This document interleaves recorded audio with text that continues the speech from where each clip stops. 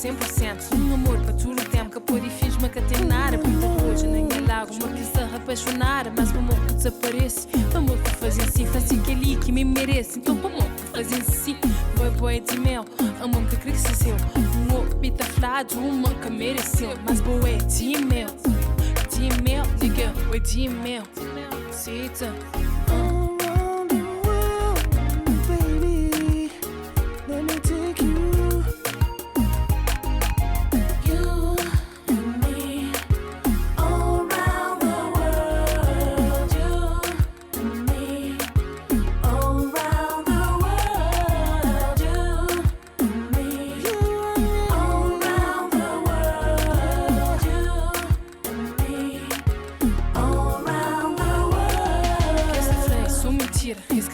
Na fila, boy, homem, tinha vida para tudo o resto, tinha vida, ninguém que pôr inflão, o que é melhor para mim, das equipes de chão, minha vida, eu só sofri, modi que um acho pode me aguentar, tinha que eu compreendi, já fazia muito tempo que você longe de mim, gosto de ter tempo, digo volta para mim, me canar assim bom, boy, tudo para mim, boy, quem é amor, acredita na mim.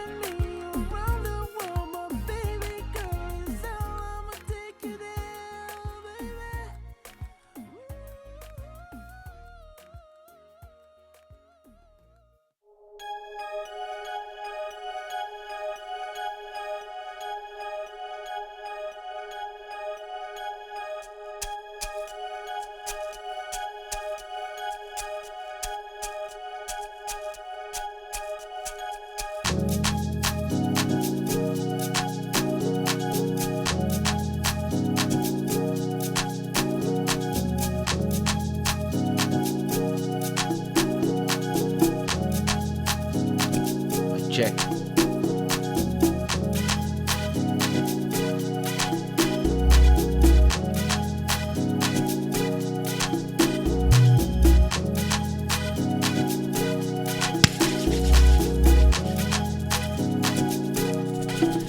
Oh yeah. What it do? What is up? I hope everybody is fine for this special episode. Somehow the other fuckers is now playing with me today. Yeah. Special episode where so if everything went fine and I didn't my test of COVID came out negative, I am normally in Congo right now, and this is a pre-recorded episode that will air on the 31st of March, so Wednesday. Yeah, I hope everybody's fine. I hope everybody's in good spirits. And hey, listen, if it turned out that my test came positive, and yeah, I'm quarantining at home Well, listen, I'll still hear this, and I'm gonna take a day off. I'll just be with you in the chat. Anyway, if I'm in the chat from Kinshasa, I'm in the chat from Kinshasa. If I'm in the chat from Lisbon, I'm in the chat from Lisbon. But yeah, it was important for me to keep the flow of episodes going, even if it is pre-recorded.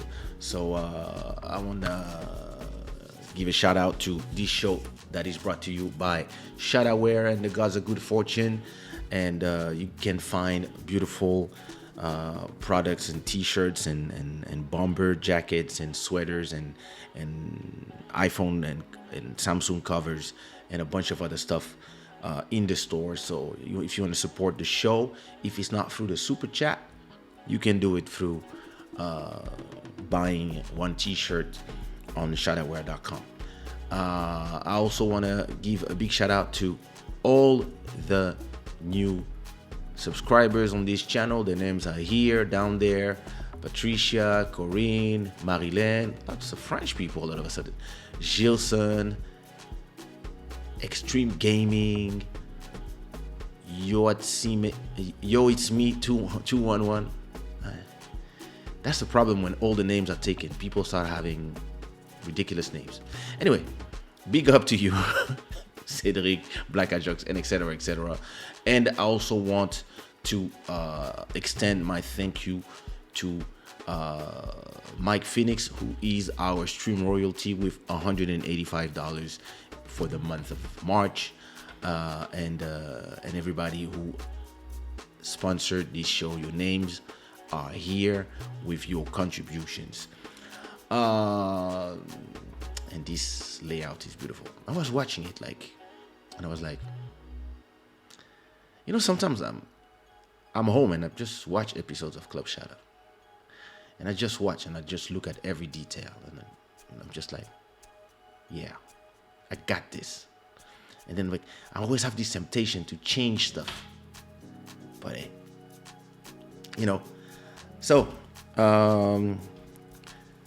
I figured out, even if I was just by myself talking, I could do a whole Club Shada by myself without the chat and just find something to talk about and rant on for an hour. But I like the fun of having somebody to talk to. So without further ado, let me call, I could say that he's the regular. He's the most regular guest of the Club Shada. He's actually the founding member of the Club Shada. He was the first guest ever. And so, since I need some company and he's 30 minutes from sleeping, make some noise for Boddhi Satva. We need to tokenize it. We need to tokenize this. I'm the first guest. This we need to we need to create a screenshot. Then we need to have this on the NFT ledger. Ledger. I think so that you would see, be nice. We should have done this from the get-go, using the LUT and preparing your image like that. That's what we should have done from the get-go. But no, I'm gonna do it every time I have a guest, because you do it from here, it works much better. Yeah, I agree. Yeah. So how was your day, bro? Yeah, it's been alright. Just going through all the next steps for the following festival that we're gonna do, the OG Weekender. Looking good, man. I mean, It's a lot of work. the people are ready for what's coming up next, yo. I mean, the third one is gonna be crazy, but the fourth one, yeah, God willing, it's gonna be nice, man. Me, So yeah, been busy doing that, and then just working on walking label around stuff. in What your about you? neighborhood. I took the whole family to do so today is the 26th of March. Took the whole family to do the COVID test, since Nice. we're traveling. I mean, no, it's after midnight, so it's the 25th. So we're traveling the day after tomorrow. If the tests come out negative, so we are taking off to Kinshasa with my wife, my daughter, and my sister-in-law. So we went to do the test. Zamunda style. Zakata. So we we are taking the I realized that you could actually schedule a test before traveling at the Red Cross, and the Portuguese Red Cross, instead of being 100, the test is 65. So that's Man, much better. Such a difference in price, man. Come on. That's crazy. For real. And A friend of mine was telling me that in Switzerland it's like 200 something euros. And in France it's free. This is crazy. But hey, people are greedy. And another good thing, the doctor of Nina, since she's pregnant, sent her. So that's my sister-in-law. Sent her a code from Social Security, and with this code she didn't have to pay the test. So I ended up paying only 180 instead of the 400 that I was supposed to pay. So same thing. Tomorrow I'm receiving the passport with the visa. So I got a 1 month visa in case we have to move our travel from, like, thing is, it's free to move the thing. It's just that I've been moving this trip forever. But if it end up like the things that feel, if it's a COVID, I prefer moving my flight maybe 2 weeks away or 3 weeks away, so that at least we everybody's safe and we're not. But even if it was a COVID, it would be the end of it, because I started feeling this long time ago. Maybe it's just some aftermath, who knows. But tomorrow, once I have the result, I'll still go do a little bit of check, just to have them just check out. My daughter was the funniest, because we told her, hey, we're gonna do the test for the COVID, and she was like, yeah, it doesn't hurt, Daddy, don't worry, it doesn't hurt. I was like, huh? Okay. So we arrived to the tent. So they have a parking lot. In the parking lot, there's a lot of tents, and in these tents, it's like, like Arby style. And so we go to the tent, and she's telling the people from the Red Cross, então, let's go. Bora! Vamos já, vem cá. I was like, all right. So I sit her on my lap, and then once they put she started yelling, crying, but so we had to do her two nose holes, and then the thing. And so she was like, she was trying to escape from it, but so they had somebody to hold her head, and I was holding her arms. She cried, but it was like 30 seconds. So really, what I like about the person who did the test, and it depends who does your test, but that person was like the person that did. Usually those people are students, and they really make sure that they're not trying to hurt you. They know you have something that goes inside your nose.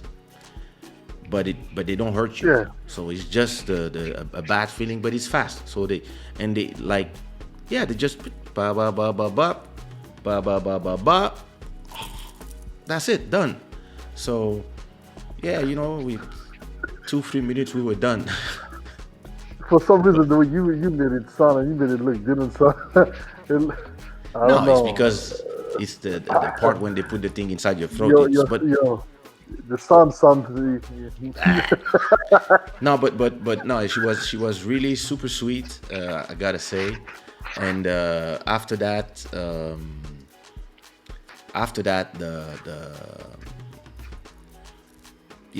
I went for a walk a little bit. I called you a bit. Walking around was feeling actually really great. So I'm wondering if what I'm not feeling is just allergy, or maybe too much dust in the house. I don't know. because the house was cleaned not so long ago, but who knows? Could be anything. Yeah. So then after that, I went to I went home, and like my wife and her sister and the daughter, they went to see their mom who just arrived from Niger, because she works at the UN, and so I stayed home alone. I just finished the WandaVision series on Disney Plus, and I finished editing your interview that you did here on Club Shada with Jojo Flores, and now I'm getting everything ready. Probably I'm gonna put them on Instagram tonight, because Nice. I also finished posting. I'm almost done posting. Yeah. All the sessions from I saw that. the 2 days on my YouTube. So I saw that. You didn't get no content ID problems? I did for 2 videos actually. Which ones? Black Mambas and Julius the Mad Thinker. Okay. But I spoke to the one on Julius the Mad Thinker is defected, so I already spoke to their guys and said, yeah, what's up guys? They're like, oh, send us your email. We'll handle it. That's nice. Yeah, please. Yeah, sometimes I'm supporting your music, like, come on, man. when you have the contacts is great, because the people will know. Like, it's the same thing where people do remixes for me and they want to put them on their YouTube channel. I just tell them, yeah, go ahead. So I have one main subject to talk with you. We're gonna try to keep this under an hour. I have one subject to talk with you, but before that, I want to ask you one question about something I didn't have the time to do in Club Shada, which is, did you see Coming to America, the sequel? Yeah. It was nice to see them again, but I was a bit disappointed. You know how it feels to me? It feels like the All-Star movie, where you have everything. You have Amazon paying for it. You have $100 million. That's the budget Amazon gave them to have the movie. And, That's crazy, man. And then you just do a bad story. And it was funny because I was trying to like it so much. You're trying to enjoy, and like I was just like, my wife was laughing more than me.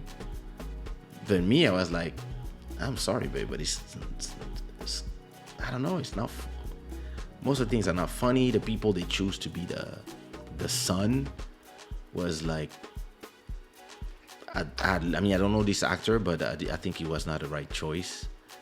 I mean, who am I to say that? But I mean, I don't know. I didn't feel like, I would have. I did like the singing parts, and like when they would bring in all these old school singers and all that. The references that was actually kind of cool. But it disconnected from the actual initial movie. But that's the thing. Like, it feels like a lot of ooh and ha, but that are not in service to the story.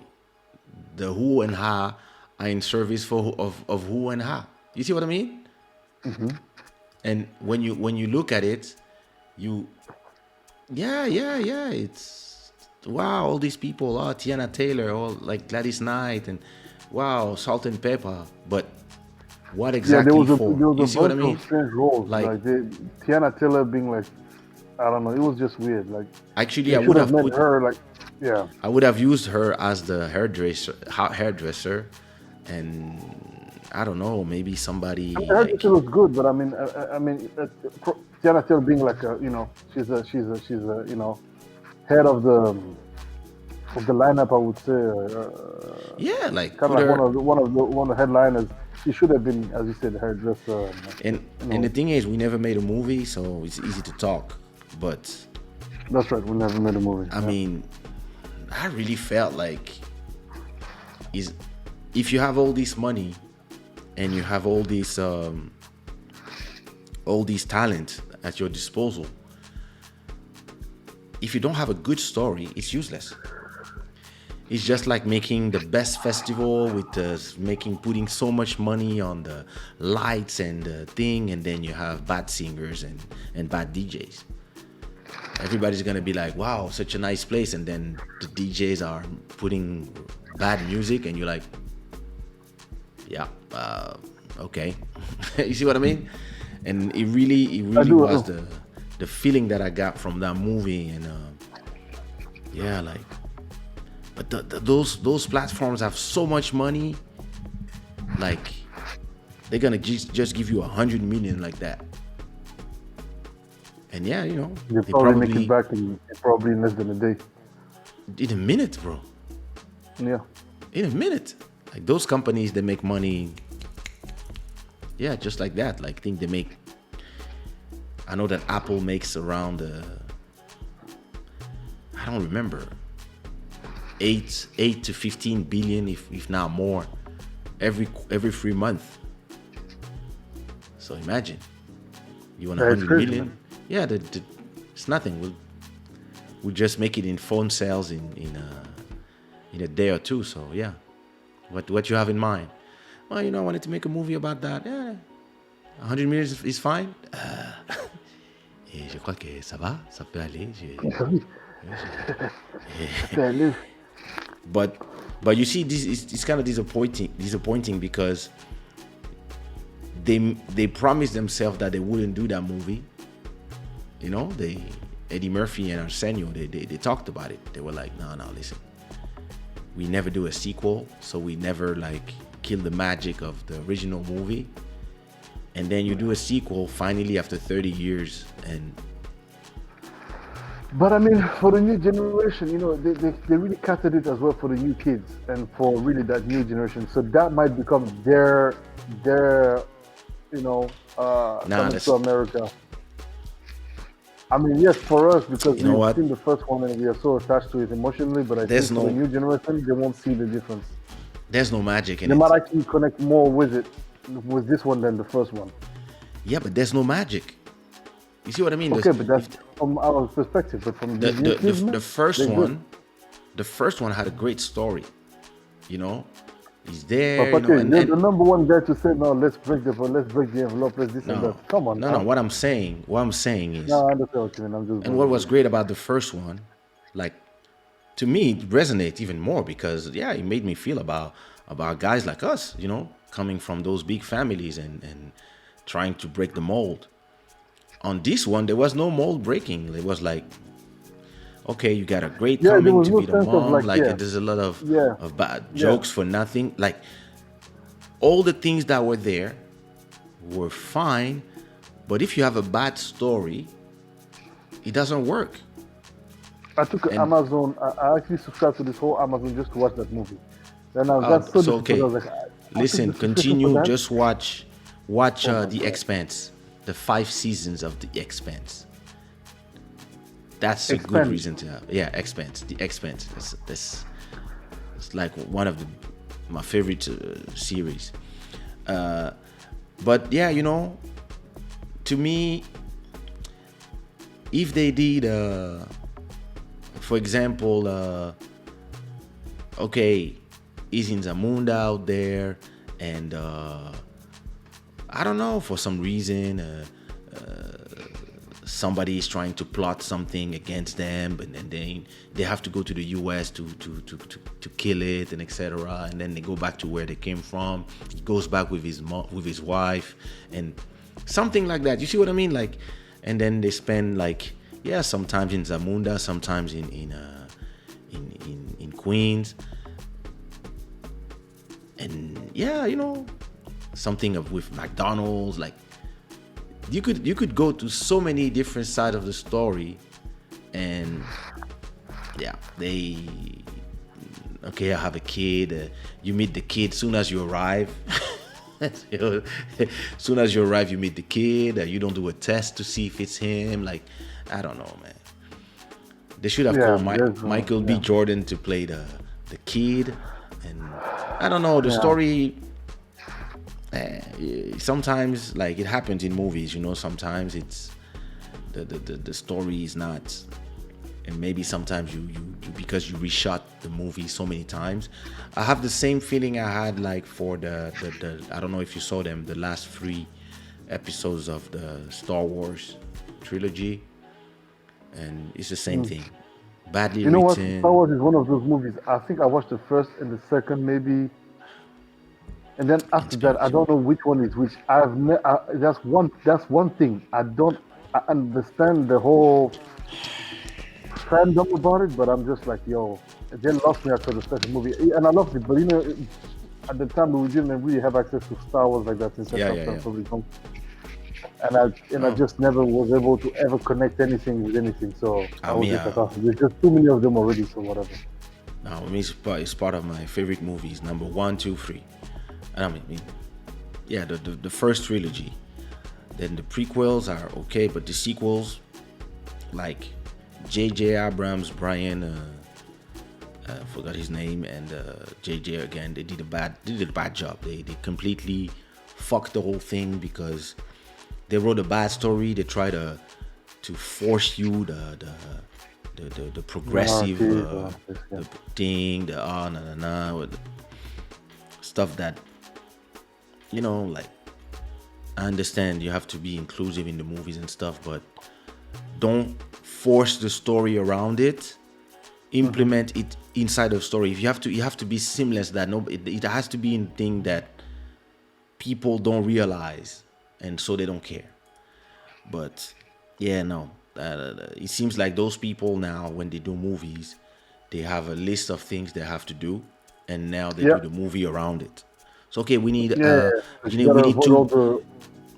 we need 2 black guys kissing, because and there has to be some gays. So we need some lesbian. We need a group shot of women. We need this. We need some Asian, and we need that. We need a fat person. We need that was already in the movies anyway. I think now, because of all this cancel culture and all these like pro this against that, super wear this, it's like. But I mean, I understand it's representativity and all that. So I completely understand. My problem is not that it exists. It's important. I champion that as a person who always loved the Spike Lee movies and movies like that, and who always supported black movies. I used to buy DVDs of the black movies just to show my support where I could download them. I would go and buy the DVD. So I completely support. The thing to me is the story first. Make a good movie first, and then when you choose who's going to play the movie, find, like, now that you can put the diversity, you can put the thing, but some people go to the movies to watch a movie. You guys are already like flooding our Twitter timelines, our Instagrams, the news, canceling people all the time, and then when you are trying to escape reality, you arrive to a movie and people are continuing to force you with the message. I get it. I got it. Try to just put somebody, and just put somebody to put somebody, like, and let us be like, wow, oh my God, and he's black, and he's a Jedi, and he's a hero, and he saved the day. Wow, amazing. They are together. Okay, cool, but don't make it the focus of attention. Try to make it something normal. And you see, to give you an example of me in France, KFC, you could not have a piercing in KFC, which to me made no sense, because everybody in that was going to KFC back in the days, back in the 90s, everybody had a piercing. So, but everybody who worked there, you had to put a Band-Aid to hide your piercing, and you could not have dreadlocks and stuff like that. And me, I was like, what the hell is going on? You know, and me, I didn't understand these rules. So things change. Finally things change, but all this time I was like, it make no sense, and it's just rules of people who don't want to include people, don't let people be themselves. And then I went to London, and in London, I go to the bank. I wanted to open a bank account at that time, and when I arrived to the bank, I see somebody with a purple suit and long dreadlocks, long like until the knees, and blue glasses, and gay as fuck. So, yeah, what can I help you? And I was like, yeah, I would love to talk to a conseiller, talk to somebody, An advisor, an advisor. And he's like, yes, I'm listening. And I'm like, I would like to talk to an advisor. Yes, come to my office. Okay. And me, I was like, what? Oh, damn. And that was the difference between London and France. And that was probably 90, I don't know. This is probably 90, I don't know, 96, 97. And that's where I'm starting to realize how when you go outside of your country, you realize that some people are so in advance in some different things that you are the one who's shocked. And the guy was like, what's wrong with this guy? And yeah, we sat down, and to me, I was like, good, where's the white? Where's the where's the white guy? And the guy just told me, okay, we need this info, that info, that for how much money you want to put, etc., etc. And I came out of that changed, because I was like, wow, like here is a country where you got some cops with hijabs. You got some cops that are Sikh and they wear their turban. You got some bankers that have dreadlocks and they openly gay. They don't even pretend. They wear a suit of a color. And then I went back in France and I was like, whoa, this is supposed to be the country of inclusion, but the way they include is by removing you from what you are. They're removing the identity of everybody. Denying your identity, and they're trying to make everybody look like a French person when everybody have their different religions, and they all came with their luggage. And they're like, no, you leave this at the door. Yeah, but that's who I am. No, not anymore. Choose a good, and no Mamadou for your kids. Try to find a good name like Marc. And I was like, and then you go to London, and where it's where communities are communities. They are. It's like the Anglo-Saxon way, where it's not about you all have to look like a special English person. No, it's like, hey, we include communities. You come with your communities. You come with your religions. As long as you respect the law, we will respect who you are. And and you live in the country that is the country of the rights, or human rights. And you have this country where they keep pointing fingers at other countries. But it's when you go to other countries, when you come to Portugal, that at that time everybody was telling me it was a racist country. Then you come here, you go to the UK, you go to these places. It's not that things don't exist.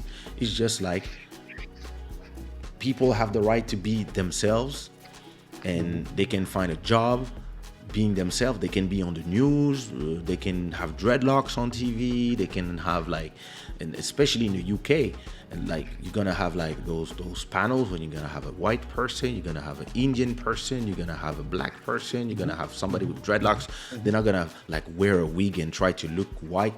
And I was like, wow, that's crazy. And to me, it is, and it doesn't mean that problems don't exist, but and the US is very good at that as well. When you watch TV, you're gonna watch CNN and all those programs. You're gonna see all colors, because they're more about the money and the merit, I would say. And for them, it's normal to have a news anchor that is look, Oprah, Gayle King. It's funny how the French, we love to criticize the other countries for their lack of this, lack of that, but there's no Gayle King, there's no Oprah in France. We don't have that. At that level, everybody's white. Henri Roselmack, the only black presenter, they managed to fire him. Yeah, and he did this thing, and then it was not like they replaced him by somebody else. And the problem for me when he got at his position is that everybody was like, "Oh my God, this is amazing! Finally, da da da da." And me, I was like, "No, that's the problem. The problem is we have to say finally. It should be normal. Actually, we shouldn't have to think about it. He's French. We all French. We all French. We should, yeah, I should just watch TV and see a lot of different types of people, and it's fine. And this is my problem with. I understand what they are trying to do, but when you let the people, since all these people are now in position to rule, they are starting to force some images that you understand what they do, but I think the subtlety is more effective than no subtlety. Than being there, showing you, forcing you to see something. Like, just chill and show me a good story first. Once I have a great story, yeah, you can put the rest as a detail. And if I don't see it, it's gonna be subliminal. And I'm like, oh, you see what I mean? And no, they want to show you the thing first, and then they write the story around it. And sometimes, yeah, they don't do a good story. So yeah. That shit is crazy. Anyway, let's go to the main subject. 1 hour later. Huh? 1 hour later. Ah, look, 37 minutes. We're good. I wanted to talk to you about a great subject because I was watching an episode of a podcast, and there was some issues between the members. And it made me think about a subject that felt like something I lived also, which is working with friends. Okay. And sometimes when you're gonna work with friends because yeah, that's your people, and it's people that you enjoy working with them, and it's like there's the camaraderie, there's the la bonne ambiance des potes, and when you hear thinking like yeah, it's great to work with some friends and etc. And then you realize that you are the one who has the vision, you are the one who has the work ethics, and you are the one who's putting the hours. You are the one who's giving 1,000%. They're there waiting for the money. Or sometimes, yeah, they're gonna do like 50%. I remember I had this artist called Isa, and so we were working on her album, and because she was a Cap Verdean rapper, I asked Elisio, "Yo, bro, are you on tour? Do you have shows these days?"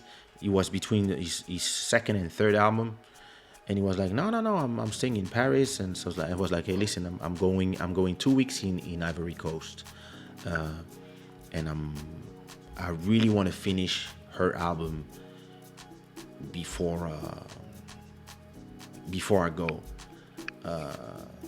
Could you, I book sessions.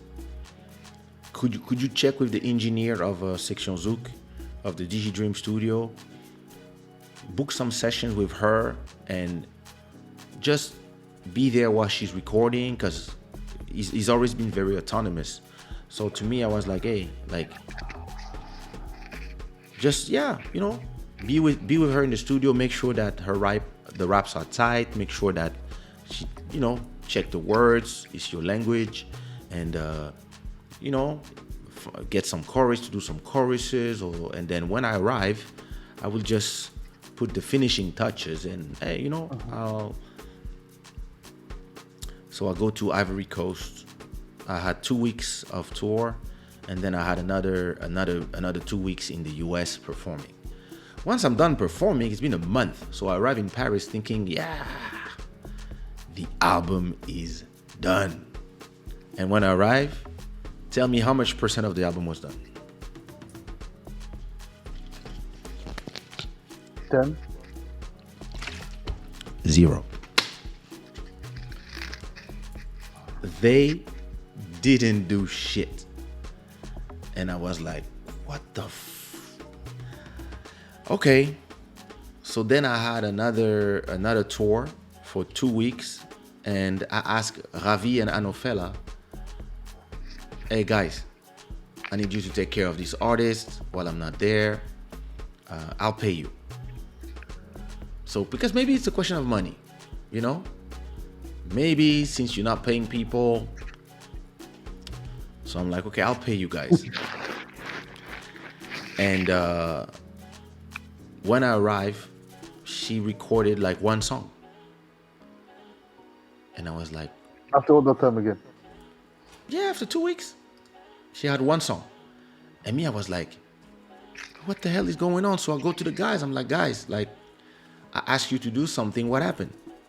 First, they asked me to pay them. So I paid them. And they explained to me that the artist is complicated, that she didn't do this, she didn't do that, she was supposed to do this, she was supposed to... And I'm like, what the fuck? So I go to the artist. I'm like, hey, I book studio for you, I pay people to work for you, and I don't appreciate you not working. And she's like, oh, listen, I came there on time, and in the sessions, in my studio session, they were doing their own demos. They were recording their own demos. Anofela was recording his stuff.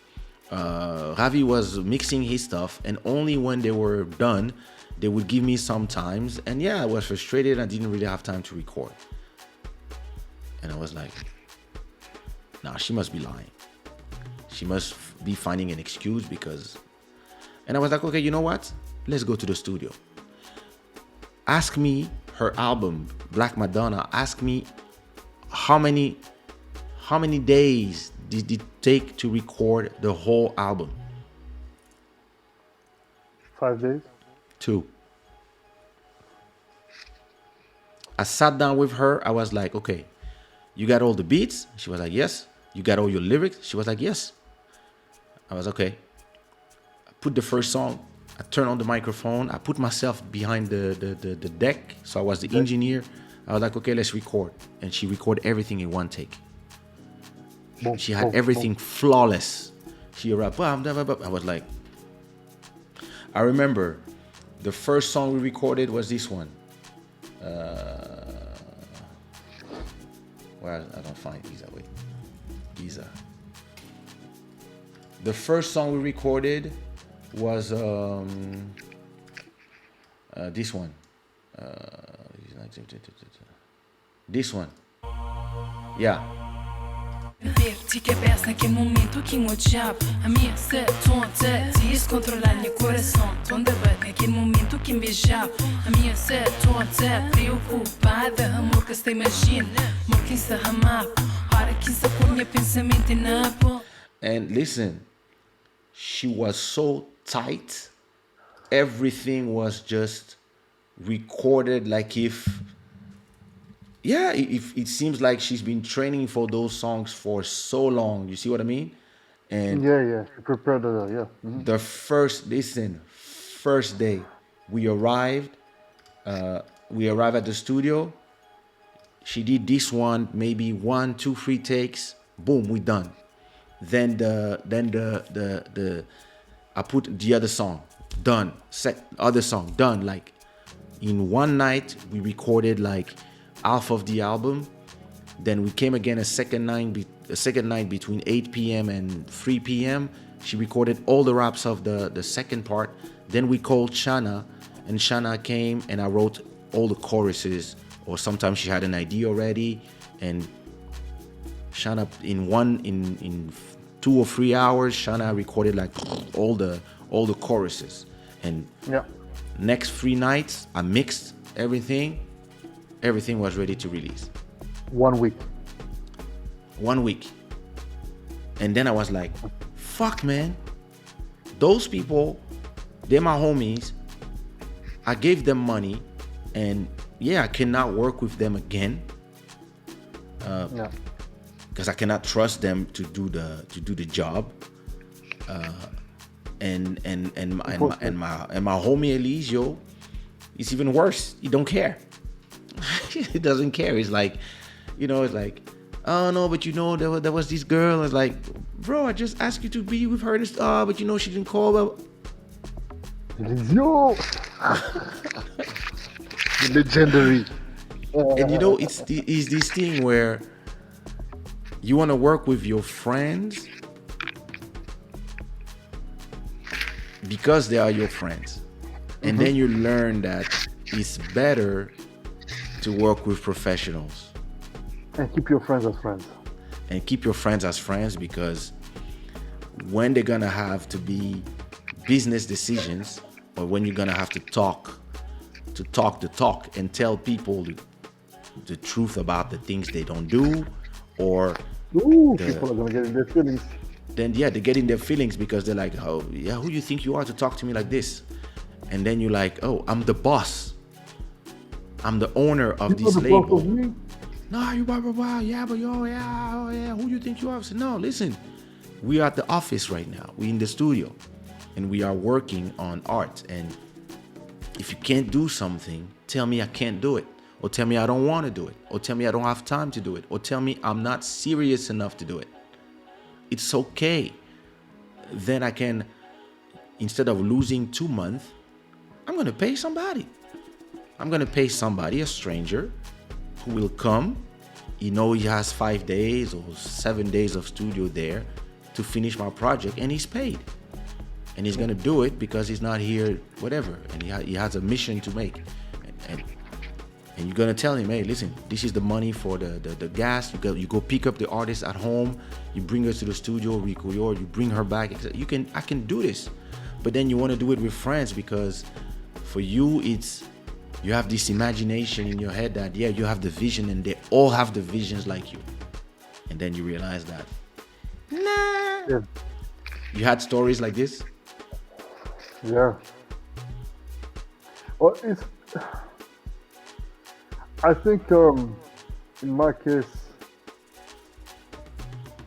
I've seen working beyond friends is working with family. Family business is very difficult.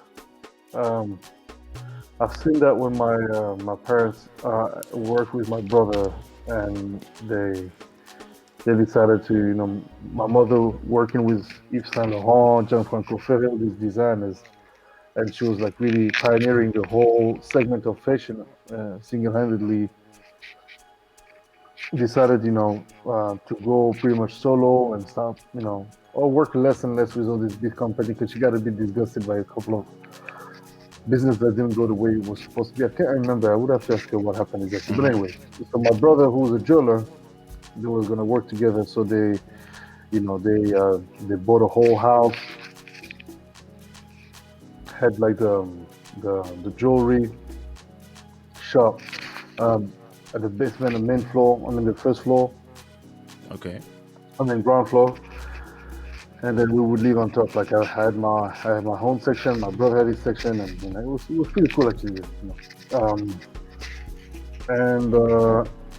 Yeah, it was not easy, man. It was not easy. It's not easy because there's a lot of there's just a whole lot of stress going on with the financial imperatives, also the creativity imperatives, which are completely different. The way you create, and it's a massive headache. And then business decisions not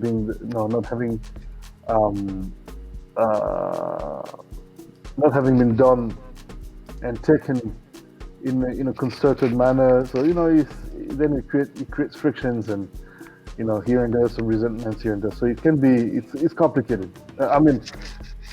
Honestly, and you see it, it's very rare when even couples, for example, decide to work together. When it's actually really balanced. Yeah. Because by essence, I found it amazing when I see a man and a woman, two a people couple. as partners, whether they be, you know, Yeah. straight, gay, whatever. The idea is this, it's really like, how do you maintain the balance between working together and being in a relationship together? Like, not carrying in your relationship things from the business. It's very difficult, man. People Listen, who can do that, I found it to be very. I it's mean, it's possible, but very few people can do that. you know, when I work with my wife on her brand, she comes with me and she says, for example, yeah, I want to do my own store. I want to have a store like Shada wear. I'm like, okay. So I buy a domain name. I use the same distribution. So in my account, I create everything, and then I'm like, okay. So what you want to do? You have ideas? No, I don't.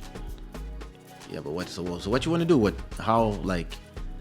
Nah, but like. So she shows me a bunch of photos on Instagram of ideas of Pinterest, a lot of ideas of sweatshirts and stuff that she wants to do. And I'm like, okay, this we can do stuff that's similar. It's stuff that everybody does. So I was like, yeah, this. For example, you want to do a sweatshirt with something, a feminist sentence written here inside of a white square. Yeah, it's something that's easy to do. So, okay. So I'm like, oh, what's the sentence? Oh, I don't know. Yeah, but I mean, you got all the ideas, so just do it. You just see all my ideas and create me my whole collection. I'm like, So well, okay, it goes from listen. I want to create to we create from here. I'm like, hey, listen, okay, no problem. I'll create a collection for you based on your ideas.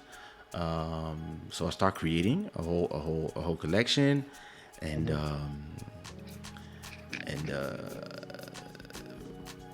first I tell her, so it's a business.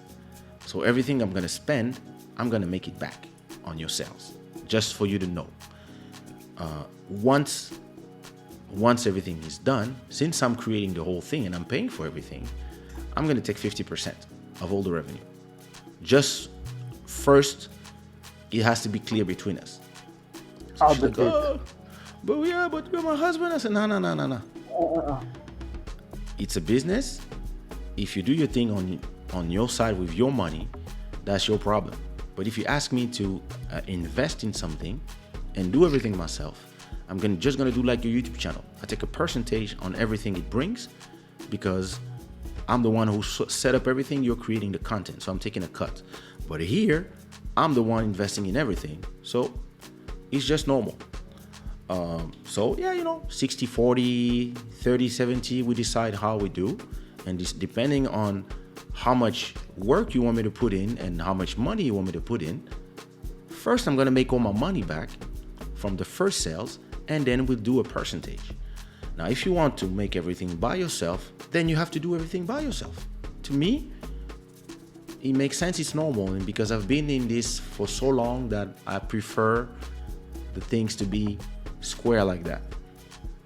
So that if one day you want to move your store somewhere else, or you want to make now branch out, do your thing, no problem. There will be no problem between us, and there will be then no resentment. So I created her a whole collection, etc.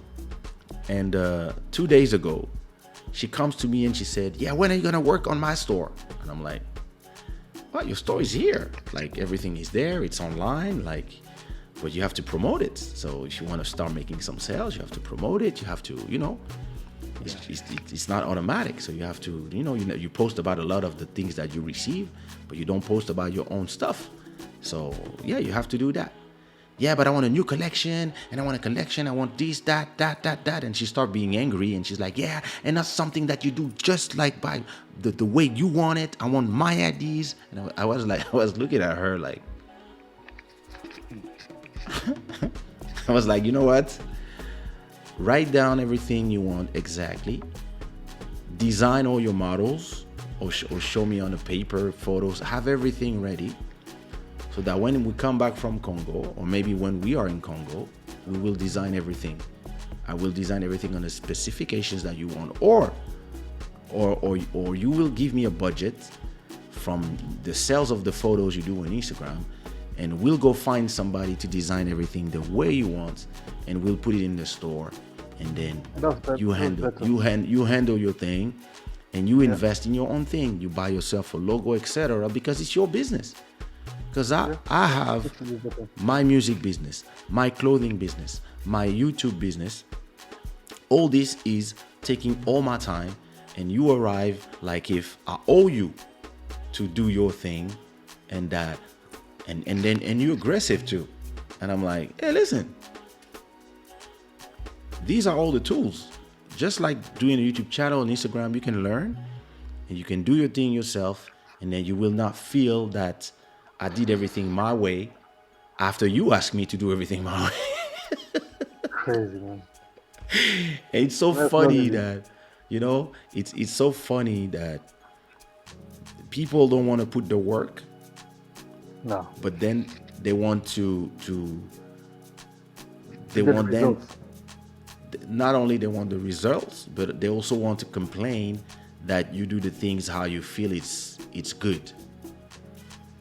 But like I said, hey, if you want to do the thing a certain way, do them yourself. That's the only way. You're better served yourself. Don't ask somebody to do it, because he's gonna try to do something that looks like you, but to a minimum, it will still look like his or her own interpretation. So it would be the same thing as she has a YouTube channel, and her YouTube channel has like 80,000 subscribers, but she didn't upload for a whole year because she's not into it. She's into her photos and stuff. So I was telling her the other time, look, I understand that you don't want to edit, and I understand it's doing those videos and editing them. It's a lot of work. If you're not into it, you're not into it. Yeah, we have kids now. We have a house. I understand. But you know what you could do? We could do a live stream. Simple. We got this. We change the lighting there. We put it in a different color. We can put it white. Instead of putting these fake plants, we put some roses. We just change the thing a bit. We remove my stuff. We put something else. Just a quick change of decorum. Mm-hmm. You have the camera here. You put your makeup live, and at the same time you speak with your followers. That's a simple show. Simple show. You try to do it once a month, from time to time, whenever, half an hour, or whenever you put makeup. You just do it to element your channel, and you will make money from your channel because she has a lot of viewers. And then I pay you. So I know that if she does it, after 6 months, she's gonna come to me angry, and she's gonna be like, yeah, why my channel has to look like your channel? Why do you choose how the way you look? Why did you? And I'll be like, because I made it the simplest way for you to do the less work. So you cannot complain then that it's like that. If you really want it to look like you, do the work yourself, then and if you really want it to look a certain way, or you want to shoot it a certain way, I bought you a camera. I bought you a camera for that. You can plug your camera on your laptop, and I'll show you how to use the programs to do it yourself in the bedroom or in another place, wherever you want. But we find ways, and it's funny when you work with artists, it's the same thing. It's not just for the wife, but it's when you work with artists, and you kind of always have to become friends with them at a point, because you're in the studio all the time. And then everybody is happy when you do 70% of the work, and you tell them, hey, let's do 50-50 on the rights. But then they complain. Then they complain like, yeah, for my next album, I want to have more choice. I want to do like this. I want to do like that. I feel like my album is your album. I said, no, your album is our album. Since I actually did all the instrumentals, I helped you find the melodies. Then I corrected a lot of your ideas, and then we do it 50-50. So it's our work. It's and understandable. I think no, it's I understand, understandable. but you know what I mean? Like when somebody does No, their no, but I first don't care. album, when somebody does their first album, you know how to, at the same time, give them enough, how you say, Room. enough room. Exactly. You give them enough room to express themselves between track 7 and track 15. You're like, hey, listen, here's some beats, or do you want to work with somebody in particular? I can buy some beats, or I can, if you want to work with somebody I know, I can make some calls. Like nobody will say no to me. Yeah. So you Yeah. give Yeah. them that, but then between track 1 and 6, you tell them, hey, listen, this is to sell your album. This will sell your album, so on this you have to trust me. And on the first album, they always trust you. Then they become famous, and then they forget how they become famous, because they believe they become famous because they are so talented, and now they want to call all the shots. And yeah, listen, you want to have a specific direction for your album, I'm all for it. But my role is to make sure that you sell your albums. Because if you don't sell your albums, then your career is going to be in jeopardy. And then you're going to look at me like, oh, it's your fault. So, Because when it doesn't work, it's always someone else's fault. yeah, so you tell them, hey, listen, let's track 1 to 6, let's fill the cahier des charges. We need one zouk, we need a hit zouk, we need a kizomba hit, we need a compa zouk hit, we need a compa slow jam zouk thing, and we need another zouk. After track 7, let's try stuff. In this album of this artist, I did this and it worked. It really found a public in this country. I think it would be great for you to go to this country. So, hey, this is a proposal of a beat. And in your first album, this worked. So I made some clones. And then better version. Oh no, this is not. No, I don't want. No, listen. No. Now me, I really wanna. And then Flop. because they go on tour with other artists who are dumber than them, and they all talking between themselves, giving themselves bad ideas, all of them. And then they come back with, oh, I want to. And when they talk to themselves, it's like they all make sense, huh? Yeah. Amazing. I find amazing about that. And they're so convinced of everything that they say. It's like, and because they trying to impress other people and they don't like each other, but they are trying to impress each other, and they all give themselves bad information, and they're like, oh, you know me, I should and it's funny because you're gonna do music. Of course, it's gonna sound like you as a beat maker, but you're gonna create a universe that is specific to that artist, and this is what is making them successful. But then they will try to go with everybody else, to follow the trends, when it's actually being unique that made you successful. But of course, then you have the managers, and then whenever there's a new person that has a hit, everybody want to do the same thing. And you there, no, listen, let's stay in our lane, and then we can protect our brand. And if we have like all these songs that have a certain sound, a certain thing, and then we can still follow the trend in the end, or maybe set some new trends, but at least we need to have our own personality in our sound. And they're like, no, I want to. And then second album, it never works. And you tell them, hey, I did the mistakes, so I'm trying to prevent you from making it. But because you become friends with people that you work with, you're gonna have this impossibility to act right. And this is me. I know it's a mistake I did a lot as a producer, as an exec, is I didn't enforce some rules because I wanted the artist to still have the last word. And I would like, are you assuming what you, and for me, I would take the the songs that they don't want to do, I will give them to other artists. So to me, it's fine. Like, you don't want it, I'll give it to somebody else, and then that somebody else will do a hit with it. But yeah, you know, like, after a point, you ask yourself if you shouldn't have been more. No, it's like that. But then the problem is, it's how you work with people when they start having resentment and you are trying to help their career, but now they're always angry because they're like, yeah, you don't support me. Yeah, you know, you never support my choices. I want to be myself. I don't want to be your thing. I was like, you do your ideas in your albums. All right, listen. I remember on the third album of one artist, she arrived with all these, and I was like, all right, listen, tell me exactly what you want to do. I want to do this, I want to do that, then I want to do this. And I want to work with this guy, I want to work with that guy, I want to do this. And I was like, okay, do you want some beats from me?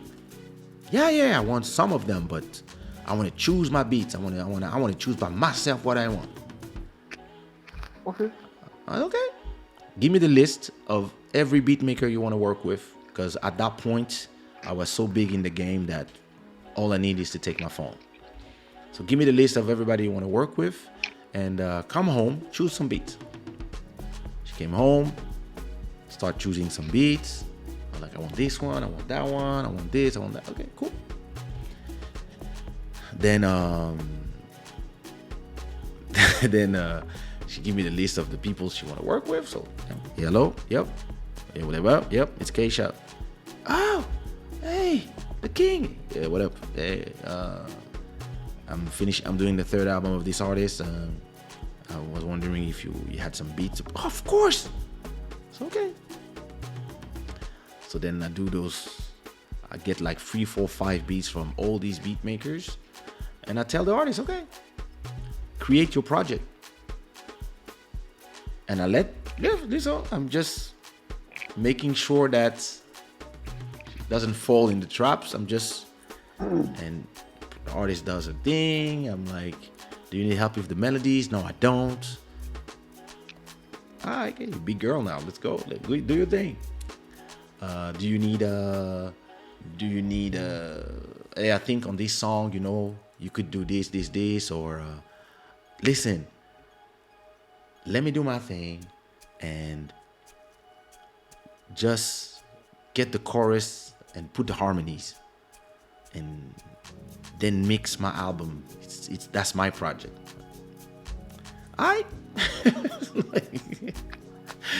We did the whole album, and yeah, at the end of the day, the album, when everybody heard the album, my partner who was doing the distribution said this will not work, and in front of the artists. And now then I had to come and, you know, fix some things and then put out the album, but it was not the success of the first two. And that's the thing the artists don't understand. We all need somebody that has a role that is not the same as us.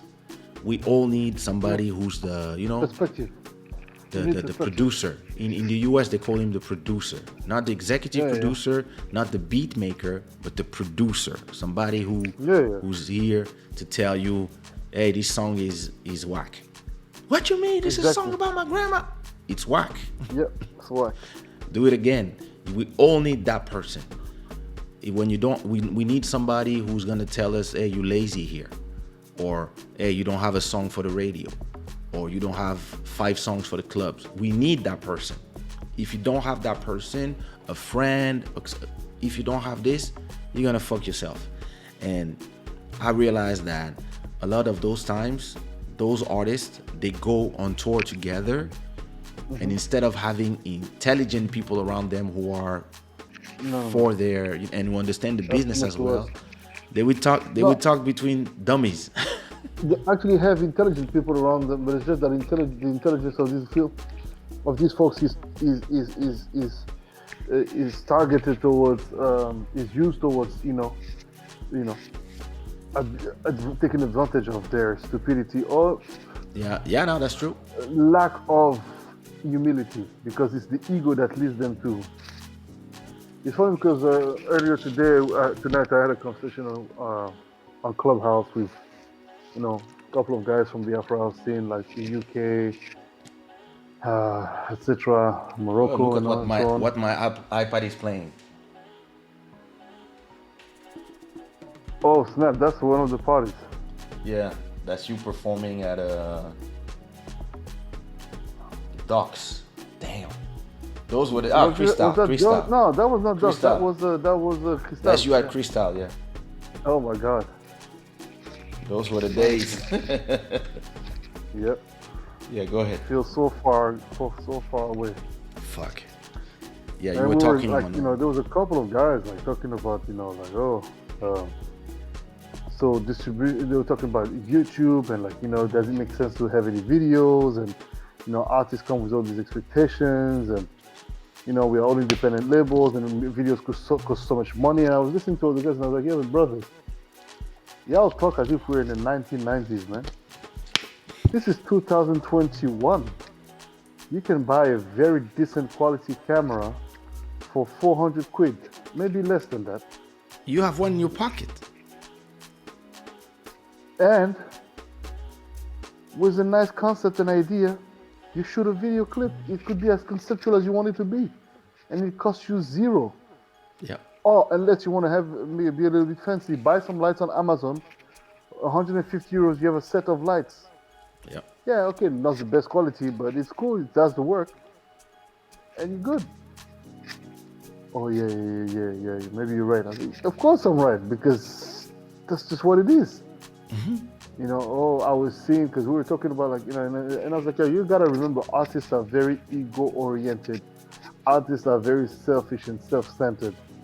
They all pretend to be there for the love and this, but it's at the end of the day, them and them first. And as a producer and as a label, like,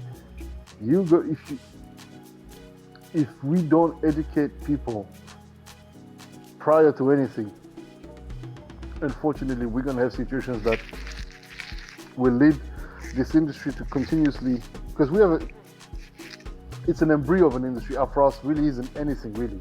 It's something in terms of sound, but it's nothing in terms of industry, in terms of structure. Mm-hmm. So we're like now trying to really shape up these things. And I was like, yeah, but the problem is that the mentalities, not only of the label owners, and that's already one thing to change on its own. Because it's a very very ghettoized or ghetto. It's very ghetto, not in the sense of ghetto as in like hood or anything, but it's like, it's a closed circle. Yeah. And so the artists also go the same way, and it's all about like. And I was like, yo guys, let me ask you a question.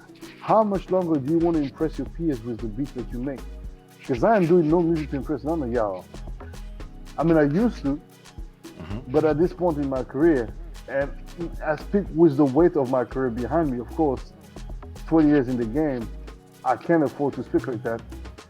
But I've now learned through the years that music should be appreciated by your peers, but the number one people that need to appreciate it is the consumers. The clients. Because they're the ones that are going to be paying the bills. Because as far as I know, no DJs has helped pay my bills or has supported my music by purchasing it. They expect a free download.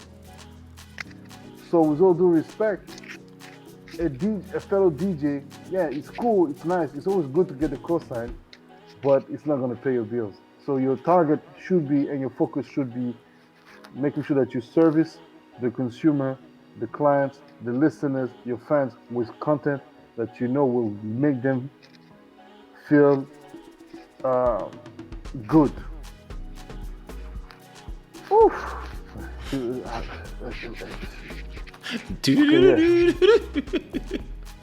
it's like, no, but, and it's like, oh man, okay. And it's like, dude, they was asking me, so how do you look at your production? I was like, yo, as you speak, no, it's an asset.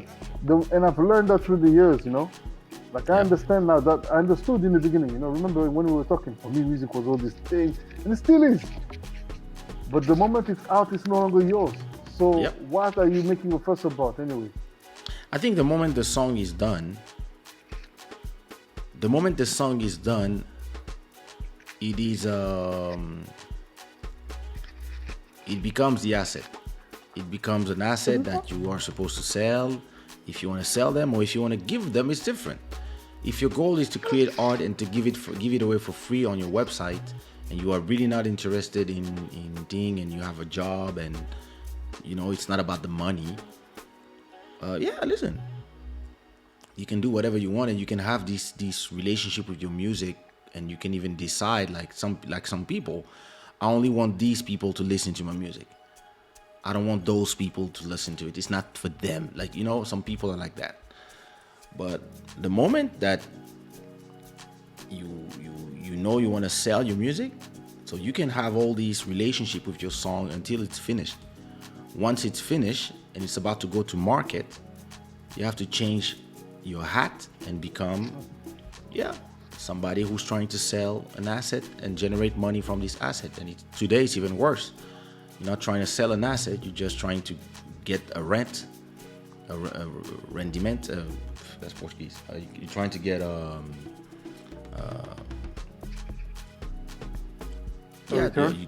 return on investment from this asset. And if you can make 1, 2, 5, 10, 100, 1,000 per month from one song, there you go. That's the goal. Exactly. So it doesn't have nothing to do with no. And I think the problem with working with friends and working with family is that you might have that vision for yourself, and because they are your friends, you believe that they have that vision. And this is so not true. Like, some of them, they don't care like you care, or they're not ambitious like you are. You're doing something and you have a goal. You want to arrive to 1,000, and maybe for them arriving to 50 is amazing. Yeah, And exactly. so once you are at 50, you keep them. When you're at 300, you keep them. They are frustrated because you are so far away, and you are trying to push them over 50. They are at 52. It's wilder than what they ever wanted to do, and now they're like, yeah, I'm cool. Fuck off, leave me alone with your 300. And you have resentment and frustration because you're like, fuck, those people are damn, like, come on, let's go. It's this way. Exactly. And they're like, hey, what you doing up there? And because they are your friends, You're a sellout. You're a sellout, bro. and because they are your friends, you don't want to let them go. So now you're stuck at You 300. can't.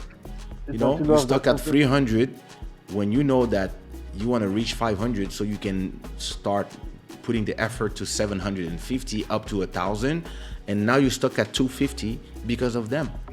And when you decide that, okay, it's time to, hey guys, listen, I guess you're fine at 50, it's all good for you, I'm going up, so hey, listen, peace, see you around, and hey, let's have dinner sometime, and now they're like, yeah, you think you're better than us, huh?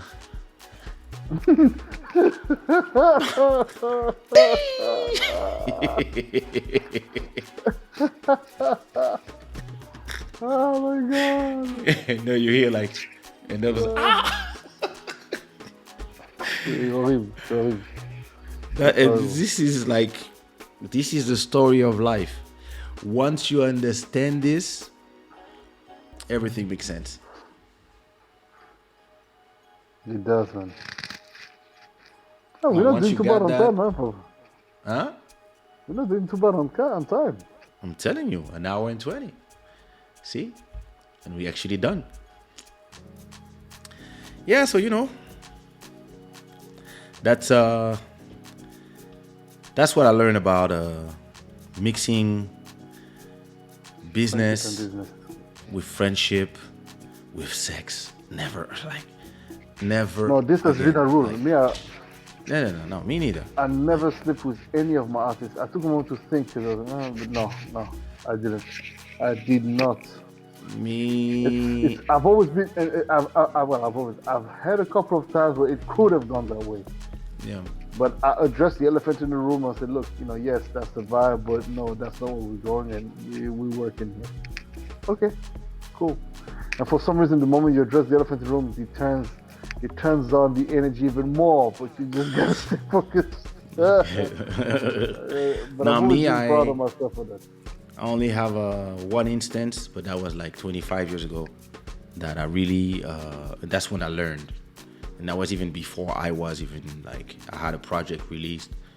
But yeah, I was having this this mixed relationship where it was everything. We were like, when you want to make music to your own beats with the person who's going to sing on them, etc., etc. Yeah. And then the moment there's one thing, then yeah, it transposes in the studio.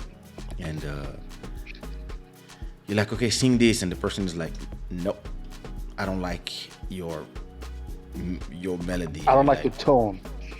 No, I don't like what you're saying. No, like, I don't like these words. I don't want to sing these words. And you're like, what? And I remember I actually made her fly to another country to meet me and record for me. And after that session, when she was like, no, I just told her, okay, pack your bags.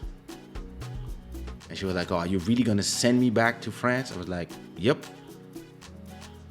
And I didn't say nothing. I told her, listen, you came here to work? Asshole. No, a professional. I told her, listen, you came here to work? Yeah, true. We had sex on the beach as well. But you came here to do a job, and since you don't want to do your job, hasta la vista. She packed her bags. She was crying. We went to the car. I put her bags in there. We did the road. We arrived at the airport. She thought I would say something like, "Oh, you see." Yeah, I brought her to the in front of the gates. Counter. Yeah, to the boarding thing. And then I was like, I didn't say nothing. I just left. We didn't speak for a month. And then when we finally spoke, she was like, so I wanted to meet you because I want you to tell me that you're sorry. I was like, I'm not. What do you mean sorry? It's like, how am I going to be sorry that I called you to do something? I paid you to do a job. And because you were angry about something that has nothing to do with the job, you didn't do the job. Mm-hmm. So I had to hire somebody else. You made me lose money. So you say sorry. And she was like, so you're not sorry? I'm like, no, I'm not. No, I'm not. If we go back to the same situation, if we go to the same situation, I will do exactly the same thing again. And no, I think people take then we didn't speak another 6 months until she finally understood. And she was like, oh, now I see what you meant, etc., etc. And after that, I never mixed work and feelings and sex and whatever. Like only with my wife, and even when I work with my wife, I always say to myself, hey, like in everything I do, listen, if one day you guys divorce, what about everything you built together? Are you assuming that everything you built for her, you are doing it for her? And like, if one day you guys go on your separate way for whatever sad reason, you are ready to just be able to take a day or two and separate all the businesses and tell her, okay, this is that this is thing, this is your YouTube channel, this is your this is your that, and these are all your codes, and good luck. Or hey, listen, do you want me to keep handling your all your online businesses, and I continue paying you normally? Because I'm a professional like that. I can't separate. Even if I hate you for whatever reason, I will keep it professional, because it's something I learned to program myself to think like this. And if sometimes you're gonna do stuff together, you have to, before you do it, you have to assume that you're working with family. And this is why when I work with family, it's something my manager taught me. When you work with family, you have to be even more clear about the business side. You sit down first and you explain the numbers, you explain and you show the person how much you spent and how much money you're gonna recuperate before you give them any money, so that they understand that, hey, I'm not working for free. Because if not, friends and family, they will abuse you. They will abuse all your efforts. They're gonna be there, oh, do this for me, do that for me, when you're gonna be like, hey, listen, I'm doing things for me first, like, and you are benefiting from my work already. So don't come here and ask me to do even more stuff that, and especially if after that you don't care about the stuff either. You have to really like show that it's work. It's work. So me, I'm really like that. I really learned to separate, and I also learned that before I call family to do something, I'm gonna make sure that they are oh, look at those guys. Qualified. Fuck, what's wrong with my vlog? Nice. Hey. Oh my god. Nice. Days. Yeah. So like I was saying, before I work with family, I make sure that they are the best suited for the job, and that they will work professionally. Because my real problem, and so a lot of people tell me, hey Kay, why don't you go back to doing a label, working with people, having a team and I tell people, my real problem is I cannot find another person like me. My vision is so clear, and so I have 20 years of thinking of where I want to go. And most of the people that I meet, they slow me down. So I prefer working alone. When there's a lot of things that I would love to have somebody edit my highlights for me, for example, for the YouTube channel. But I know they're not gonna edit on the places that I want, because I know exactly where I want. So it's the thing where you have to be able to learn to delegate. But sometimes, the people, they show you that, it's hard to delegate, because most people, they don't, bless you. Merci. They don't have like this thing, and it's my mom who taught me that. My mom, when you would work with her in her nightclub at that time, listen, she would do the accounting for you. You thought you made 10,000, and finally you made 2,000. And you're like, oh, but I'm your son. And she's like, there's no family in business. I'm like, wow. She's like, we're gonna do the thing right. We're gonna do the thing straight. We're gonna do the thing honestly. But there's not a mom in there. I'm a club owner. I have all these expenses that your party cost. So in the 10,000 you made, there's 5,000, there's 4,000 of costs here. To rent my club is 2,000. So it's 2,000 left for you too. So 2,000 for you, 2,000 for your sister. Thanks for your business. Come back soon. Me and my sister were dancing, $5,000 each, $5,000 each. Hey! Then we're like, $2,000. And then they're like, Hey, listen, Regret. you live in my house, so be happy that I'm not asking you to pay the rent. Exactly. Non, c'est But ça l'éducation. that's a great way to learn. That's a great way to learn. Oh, man. We give thanks. If it wasn't because of that, we would not be who we are. I'm telling you. Anyway, I think we're good. We have a good. I think we are good. Family, thank you very much for watching. Yeah, people. Shada you were 31st of December probably. So I'm gonna leave you guys with a great song from the amazing. You said 31st of December. Sorry, of March. It's of March, yes. 30th of March. I'm gonna leave you with a song from my album. No,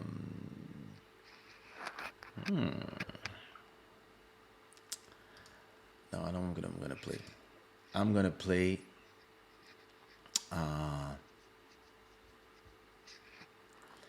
A song called Kiana from my Diamantero album Bougie Love. And I will see you guys when I see you guys. Thanks a lot for our sponsor, Shada Wear, the freshest wear. Thanks a lot for Boddhi Satva for coming on this live recording. And you know what? You know, it gave me some great ideas, but I'm going to tell you on the phone while the outro goes. So, Boddhi, thanks a lot, and I will meet you when I meet you again. Peace, my people. Peace.